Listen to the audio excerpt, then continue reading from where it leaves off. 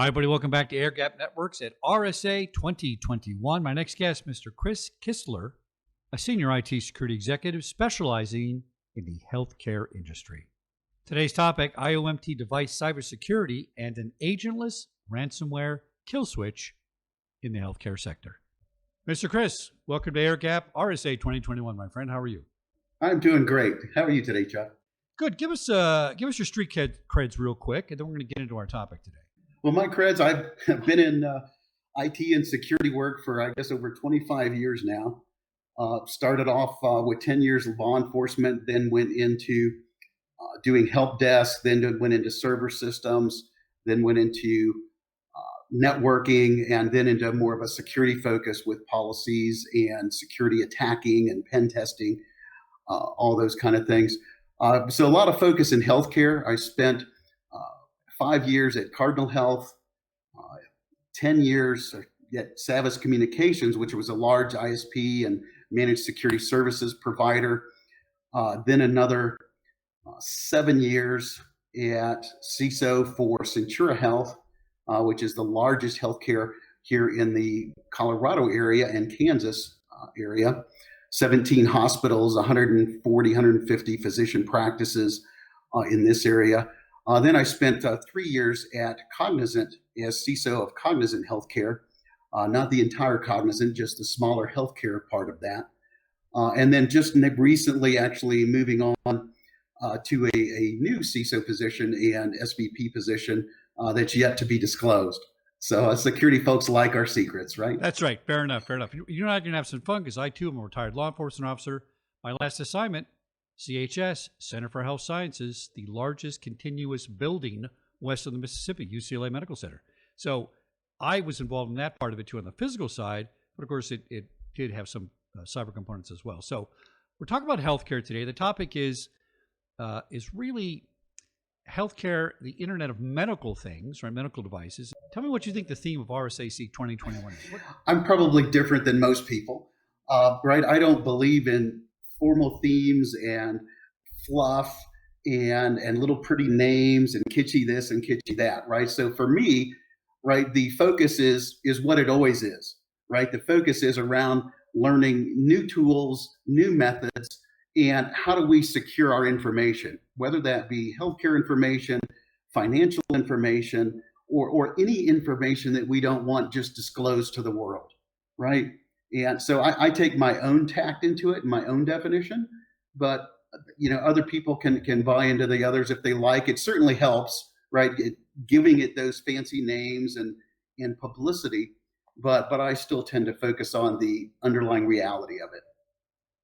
I hear you. I think that's the way to say it. Now, I'm going to tell you a real quick funny story. Remember when Mission Impossible, one of the first ones that came out, I don't know, 20-something years ago, and they used a guy's pacemaker. They interfered with the pacemaker. There's an assassination attempt or something. Remember that? And I'm watching this movie, and I come out of the movie, and I tell my wife, my kids, oh, yeah, that's possible. That's not possible. You're imagining things. That can never happen. Not only can it never happen, now we have to guard against it. Now we have whole industries protecting against this sort of thing. So this has not been a long time coming and gotten here very quickly. Now we have to deal with it. So let's talk about reits and ransomware because that's the new flavor of the day, right? We got QLocker, BabuKlocker, or targeted attacks. Are you seeing the attacks of this kind trending in your vertical, in the healthcare industry? Oh, yeah. Well, it's been, I think it started trending in the healthcare industry, almost 5 years ago. And we started seeing that increase. And we thought, at least I know a lot of us thought it would level off after 2 years, right? We thought we would get the protections in place and the hackers would kind of let it go a little bit. But no, we're still seeing that climb. And I think part of it's because there's so many opportunities out there. I think part of it also is, the hackers that are doing this now are very much financially motivated, right? They're looking for high profit or easy things at low profit, right? Just like any business is, right? They either want a lot of numbers to make sales or they want big numbers to make sales, or ideally a combination of both. So what's happening is the hackers doing this are constantly probing and looking for what are the easier targets than others, what are those things they can leverage, not only from a vulnerability perspective, right, of how can I get in, but which businesses uh, are important enough or think that they're important enough to pay the ransom rather than be down for a while, right? Which businesses cannot afford the downtime and that are more likely to pay? Well, obviously, healthcare falls into that. Some of your financial industries fall into it. And more recently, right, with the pipeline attacks, certainly falls into that. Well, your 5-year timing is just about right. I used to have my studio in Hollywood, and there's a small hospital next door. Been there a long time, and they got hit by ransomware. This is, ransomware wasn't quite in the news, but it was happening, and they only wanted $1,500. And somebody asked me my opinion, and I said, "Get your checkbook out. I'll pay it for you for $1,500." I mean, you need to take protections to guard against that, right? But I think you're right about this. It's an industry that can't go down. It has to keep running. I think more importantly, they can't afford HIPAA violations. They can't afford to have, the movie star's secret data let out about his health. I mean, they just can't have that kind of thing. It's really just too much of a problem for them. Now, what do you see as the root cause of ransomware and propagation in healthcare? Is it any different than anybody else, or are we still opening up those emails and say, "Hey, let's take a look at this pretty girl"? And are people falling for that in healthcare? Is there another trick they use to get into this? Well, there's always another trick, right? Whatever you fix or address, it's a constant race. There's no silver bullet to fix it. It's a constant race against the attackers who are constantly looking for new vulnerabilities and new ways in. What we have seen is over the last decade, I guess, is a much bigger trend in hacking from the outside in, right? Where they're trying to find an open port in the firewall, although that still happens, right? Not Petya was still, because of bad ports being open. But the majority of it has changed over. Instead of just looking for that outside in attack, very much now they're looking for inside out attacks. They're looking to, through a phishing attack to a social engineering attack, or through maybe sniffing on a unsecured network or something that's poorly encrypted to gain a password. In some cases, we've heard of some areas, like for instance, the Maze group was even famous for bribing employees, right, for a password or something. And think of that, right? If you have some employees that give that up, what that may mean to an attacker. It now gives them a foothold to get in and get behind the firewall, and now basically attack from the inside out. We're seeing more horizontal attacks, right? Instead of, it used to just be an attacker would hack from the outside, get access to a server that they hacked, and steal whatever data was on that server. Well, now we're seeing much more horizontal attacks or east-west attacks, right? Where they get into your network via whatever method, and now they're probing around from inside that network where there's often not the same levels of controls. And that's where there's now being, more and more tools specifically written to help do that micro isolation and protect those east-west and those micro attacks. Of course, as we said, none of them are foolproof, but they can start stopping at least a percentage, if not a majority, of the types of attacks that are out there.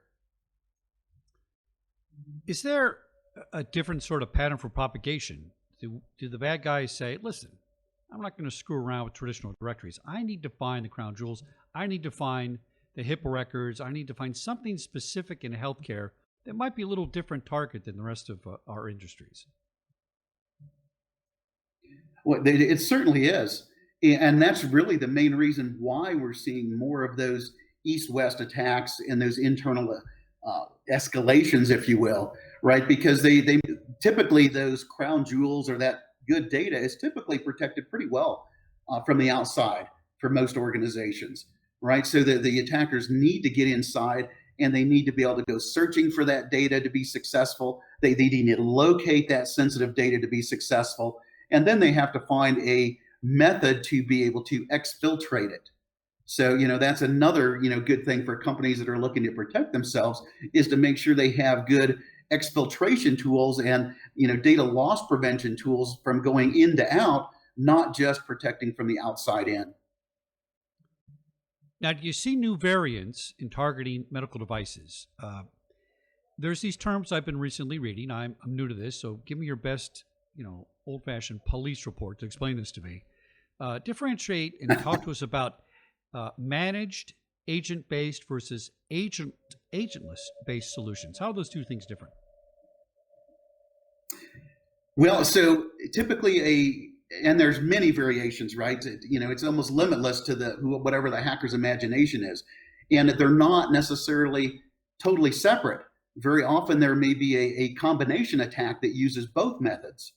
For example, the Maze group was incredibly famous for using one method to actually get that internal access, and then they would use a totally different method to do that east-west movement, right? And do that propagation or do that expansion. And that's, makes it really hard for the defenders, for us good guys, it makes it harder for us to trace it back, for us to identify that original source, and it takes more time, which, right, that's what the attackers want. They want to delay it and take more time. They used to do this, right, back in the old days. Back even when I still was the police, I think there used to be an old thing called the ping of death, right? And I don't know if you remember that, but you could basically send a ping packet, which is a probe packet used to see if just a server or a network's alive. Well, there was ways to escalate that so it would actually try to ping entire network blocks. So, instead of just pinging a single host, you are now sending those ping packets to 1,000 or 10,000 hosts, and it would basically overwhelm the host or the entire network and bring it down. And, what would happen there is it was often used as a distraction for a real attack. Very oftentimes even smaller denial of service attacks are used and leveraged to try to distract the defensive teams while the hacker goes in and attacks via another method, right? So, that's something that most good defenders know how to watch out for, and they'll look for when an attack comes, right? They don't just focus on that. But back to the other point of what's the difference, right? So you have an agent-based and an agent-less based. The agent-based attacks are specifically something that where they're looking to install something typically that is like a command and control bot, right? They install something on an internal server that they can then, that either then initiates a backdoor channel out to their control server, or that they can control remotely. And that's kind of an agent-based where now they can take it, they can actually change and shift and usually install new attack methods and new threats. Very dangerous, of course. That happens if they get that back door into your system. They could use it to exfiltrate data because they basically have control, right, to make it do whatever they want. The other one is an agent-less based attack. And the most, I guess, dangerous of those right now and the most common are ones that kind of leverage built-in tools, right? So maybe they leverage Windows PowerShell. So Windows PowerShell is a legitimate application running on basically all of Windows machines, unless you've disabled it. They could get in and use that to then execute commands, right? If they get control of a machine without requiring any separate agent or anything that's going to be detected by traditional antivirus, right? Because there's no signature because it's a legitimate application that's running. So, they're all dangerous. They're all act in different ways. And as I said, they're often used in combination to become even more of a threat. We hear a lot of talk about how benign and nice these black hats are, right? Oh, no, we only target rich people. We only target big corporations. We want to protect the little guy. And you and I, being off the street, we understand that's a bunch of nonsense. So here's what I think about healthcare is interesting to me. They're playing with fire when they do anything with the healthcare facility, right? I mean, people can die for this in a healthcare facility. I turn off some machine. I disrupt billing process. I mean, there's all kinds of things that could really interfere with people's lives. Are we seeing anything that says they stay away from certain things in healthcare? In other words, they really don't want to touch devices, although we kind of hear that they're trending towards that. I don't see the point in locking up all the ventilating machines when the potential is to kill somebody, right? Why don't we just lock up all my encrypted files instead? Isn't that easier? What's going on with the devices?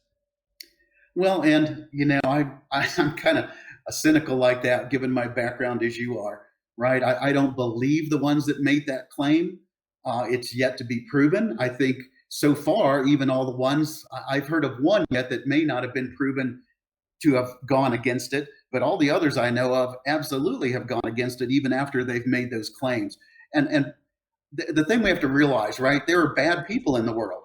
right? As police, in former police, we know that there's bad people in the world. There's, and then even not to the level of sociopath or psychopath, but those are certainly out there. But a lot of the people performing these attacks, they don't care if somebody lives or dies, right? They're just out for that money. That we have to look at, right? Organized crime is highly involved in this. You know, nation states are highly involved in this, as recently proven out. You know, they don't care. This is going to become a new type of warfare. It already has become a new type of warfare. And in war, people die. So, you know, the people launching these attacks don't care.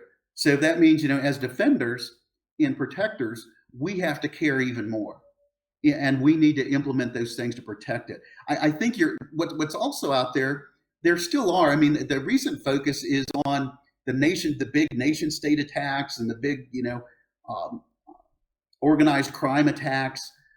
But there's also still a lot of smaller attacks going on from, you know, Joe college student or unemployed guy that with some tech skills. There's still a lot of that going on. Usually that they're going after the smaller ones that are quick and easy and aren't likely to have the resources to go catch them, you know, where the organized crime and nation state, they really don't care, you know. But the smaller ones do that. And the smaller people doing those attacks, well, they may not understand the ramifications. And they may say, well, I'm not going to attack any hospitals. And they may think that, well, that means healthcare. Well, you know, it's not just that. Think of the one that I can remember, right, is Nuance that was attacked a few years ago. And it was a transcription provider, right, with the dictation service. Well, people think, oh, well, I'm just attacking this transcription service. All they do is sell software. Well, no, they also provide transcription services to hospitals, right? And I, at the time, worked at a hospital that the transcription service was down. And when the Nuance had it, it was a significant impact from the ransomware. And it was over a month until that service was restored. Now, they did provide some manual services in between, right?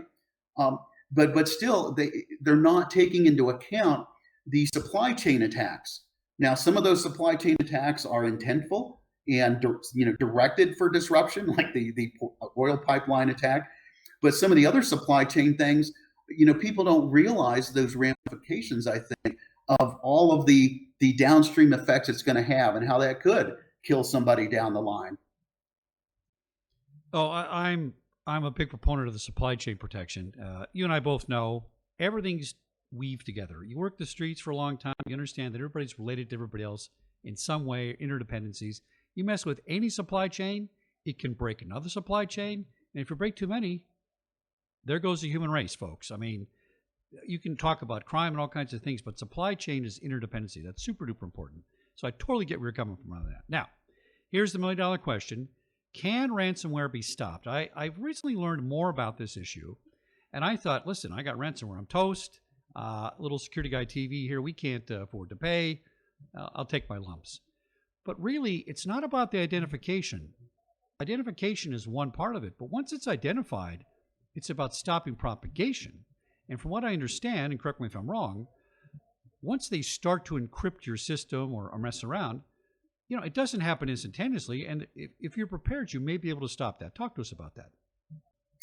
Well, first off, I'll caveat it by saying, right, there's used to be an old saying, right, you can fool some of the people some of the time, but you can't fool all of the people all of the time. And the same thing is true for attacks and hackers and breaches. So there is no silver bullet. There's no magic wand we can wave that's going to protect from all ransomware, right? There just isn't. And what we need to do as good defenders is we need to be sure we have a strong base program in place. We want to try to put in multi-layered solutions that will block different types of ransomware and different methodologies. And ideally, we can get things implemented that are going to block 80, 90, 95% of what's out there today.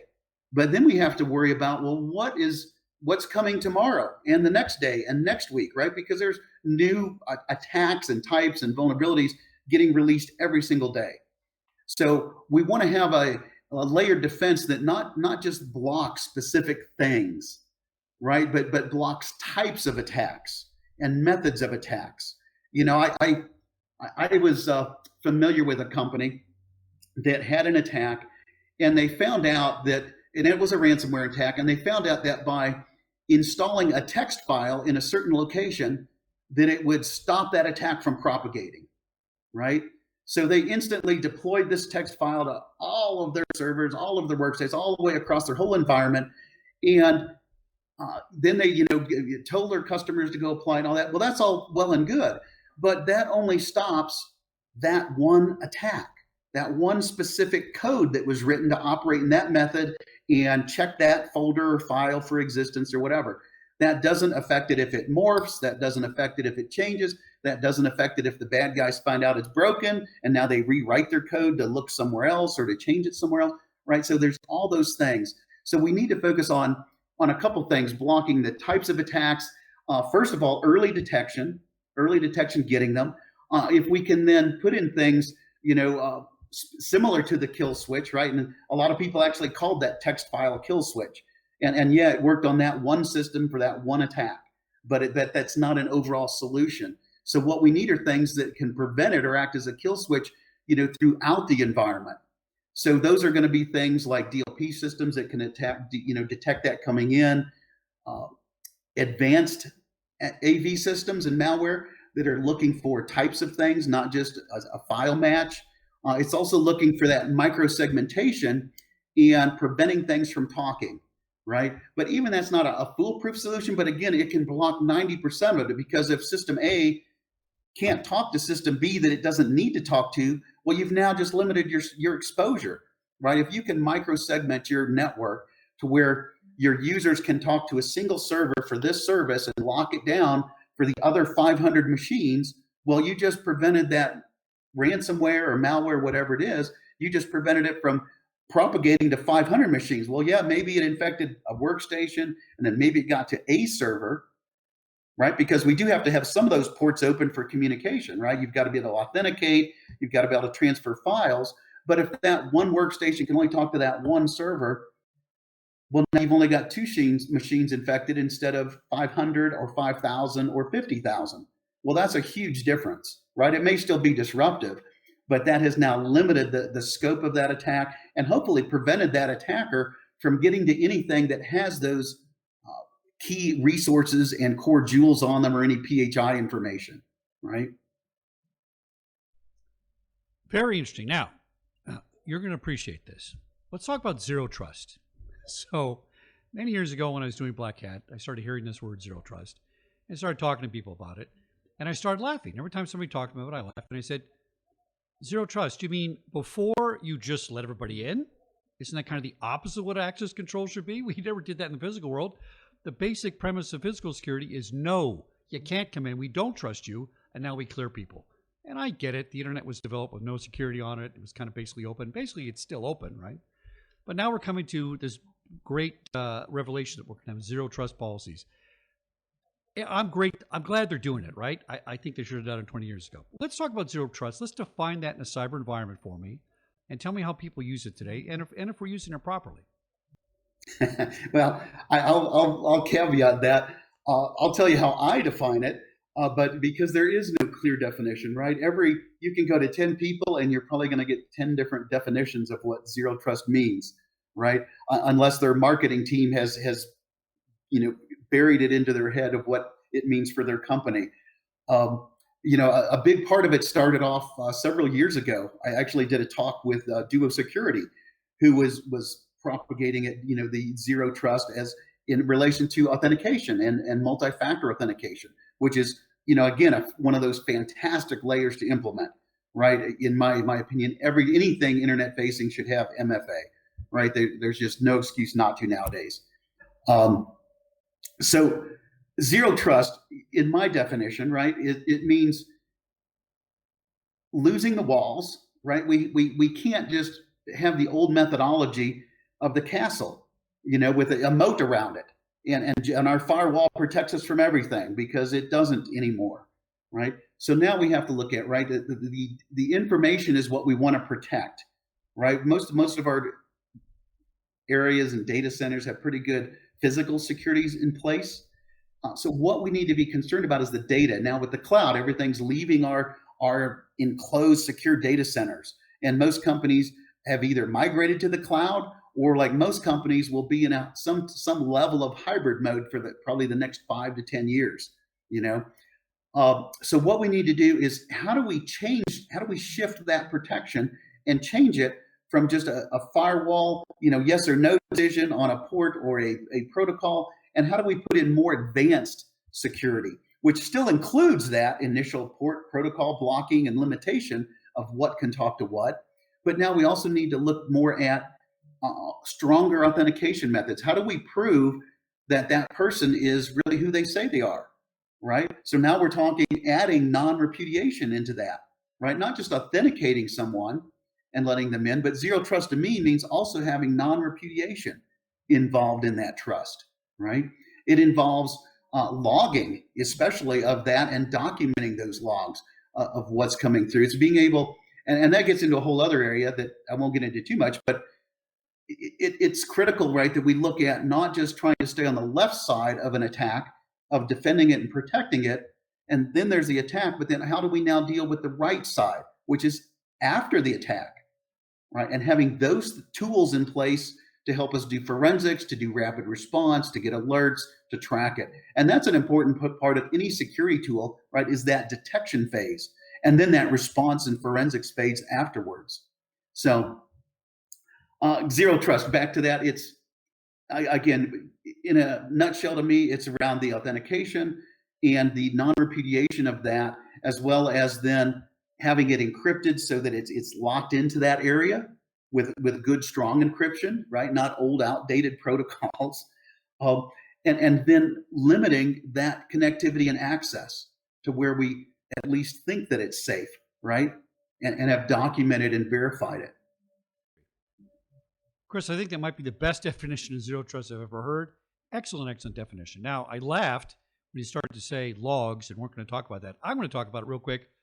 20th Century Fox, we had a major data breach 20 years ago. It was unbelievable. I had to write the reports for these things because nobody knew how to write a report to put it up for prosecution, right? I filed some cases of first impression on this stuff back in the day. And I went to the IT department and said, can I have your logs? Oh, no, we don't have logs for that. Why? Well, it takes up too much memory. We turn the logs off. Let me buy you an IoMT drive for Christmas, okay? What do you mean you don't have enough memory? Go get memory. So this is the kind of stuff that's been driving me nuts for 25 years. I'm not an expert, according to people, but I seem to have a little more common sense than a lot of other people do. So I get this whole zero trust. It makes a lot of sense. You and I will appreciate that, on the street, it's trust and verify, right? And so I'm glad we're moving that way. Now, if I was going to give you a ransomware kill switch and say, Chris, this thing is going to go through, you're going to set up your rules with it, any rule you want to program in there, and it's going to automate what you just described, turning off this one attack, turning off another attack, turning off multiple attacks all at once. And I said, you can use it for free. Would you think it's possible? Well, as I said, I don't think it's possible to block absolutely every type of attack.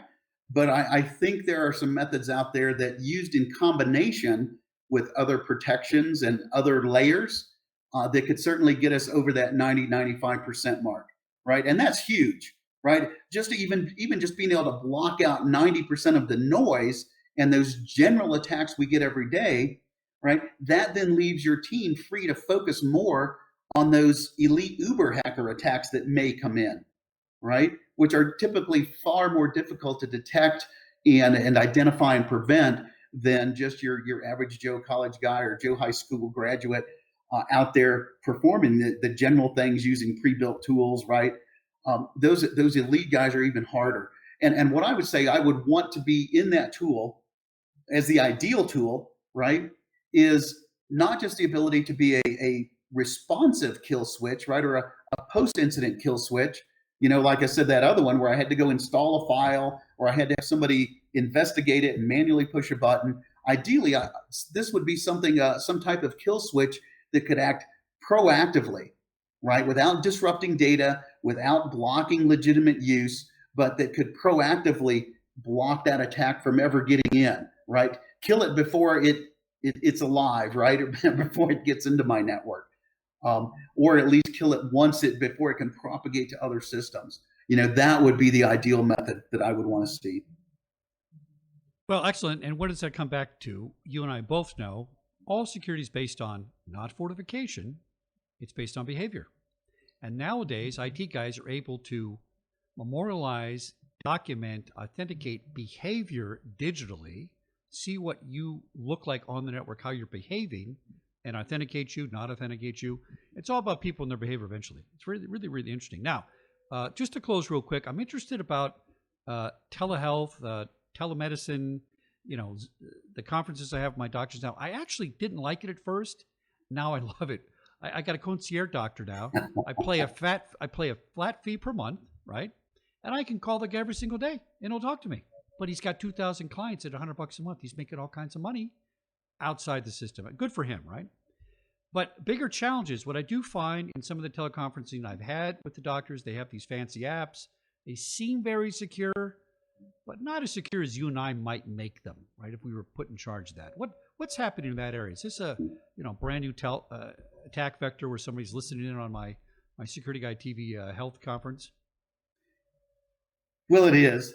I mean, with the COVID pandemic, the regulators, kind of relaxed some of the strict requirements that were there around telehealth and telemedicine and video conferencing applications and what they allowed to be used for that. I wasn't really a big fan of relaxing that, right? I understand the need to serve people in a pandemic and provide it, but there were secure solutions available, right? That at least more secure solutions available without just opening it wide open to everything they could send and use. So I was not a fan of relaxing those restrictions. I would have been more of a fan of them helping to promote use of the tools that were available, right? There were some good tools that were available. Are there people doing it? I'm sure there are, but keep in mind that, for most of the hackers out there, they're looking for a larger payday than somebody's video conversation with their doctor. So it's definitely, possible in some cases, especially to do with some man-in-the-middle attacks on some of those and get through some of that. But what's the payoff for the attacker, right? The payoff is really just getting some dirt on one person, when what they really want is a database with 10,000 patients or 5 million patients, right? Because that's where the big payoff is. Them going after the normal Joe user who's doing a teleconference with their doctor and may not, maybe on, may not even have a job to pay them with, right? Maybe on unemployment, or may not be able to generate any money to pay that attacker. There's no benefit there for them. So it's certainly, I'm sure, going to happen in some areas, but I don't think it's going to be huge and widespread. So, as a security person and even law enforcement, right, we tend to want to focus on the bigger cuts first and then work our way down. So not saying that should be ignored. I think we need to get back to a place where we do have the more stringent requirements around video conferences, telehealth in place. But that's not the biggest target that we need to concern ourselves about, if that makes sense. We're certainly not ignoring it, but we definitely need to focus our efforts on higher likelihood targets of opportunity. No, that makes perfectly good sense. I love the way you explained it. So let's have some final thoughts. Here's kind of my thoughts on it. You can be optimistic about this or pessimistic. I'm always optimistic, always have been. People say, how can we be optimistic? Ransomware is going to take down our grid. It's going to take out our supply chain. We're all doomed. It's the end of the world. I say it's going to make people up their game. People are going to start waking up in the government, waking up in the private sector and saying, I've been putting my insurance company on this, thinking I'm not going to have to be affected by it. I got to step up and I have to fix this, or at least get to a 95% level like you're talking about, right? This is where I think the industry is going to go. Do you have any different thoughts on that? Do you think it's going to go the other way and we're all going to be standing in a bread line pretty soon because everything's shut down? Well, I'm very much a realistic. I think we need to look at the risk and then look not only at the risk and judge the risk, because is there a risk to that happening? Well, certainly. Of course there is, right? But what we need to do is also look at the other side of it is, well, how can we respond and how will we respond? And certainly you're going to have some people panic just like they did, with the pandemic. They're going to panic. They're going to, do a rush on toilet paper. They're going to clean out the stores. The same thing with the pipeline, right? They're going to run out and in a panic, cause a shortage and an outage that probably would not have existed if they hadn't been in panic mode and just stayed on their normal buying habits, right? In those circumstances. So we need to make sure that we can convince as many people as possible to not panic. Is it possible for a large disruption to happen? Oh, absolutely, right? But we also have many creative people who can respond to that large outage and work with it, right? So yeah, maybe we have a disruption for a week, 2 weeks, maybe it's a month, whatever it may be, but we have a lot of creative people that can come up with alternative solutions, right? Even if let's say, for example, they brought the internet down, right? In fact, a lot of security guys tried to intentionally block internet, or, if you've ever been a security guy, you've tried to block internet, anybody from getting out of your network, right? I remember back in the day, we locked people down. You could only go to 5 different websites and nothing else can leave my network, right? and that didn't work because eventually people got smart and they went around it. And now they got a wireless, they snuck their own wireless device into the building, or they brought their phone into the building and had a wireless connection, right? And that's what would happen here, right? Even if our entire wired internet structure went down, right? Well, there's already companies and people setting up their own little wireless to wireless connectivity, right? And then directing that long range. So there's resilience. People are smart. They will come up with solutions to whatever problem presents itself, right? And yeah, we may be inconvenienced for a while, but no, I don't believe it's going to be the end of the world. Chris Kissler, MS, CISSP, HCISSP, street creds, acronyms, the man knows what he talk about, walks the walk, talks the talk. Chris, thanks for coming on the show. Really appreciate it. And good luck at RSA, my friend. Thank you very much. Take care.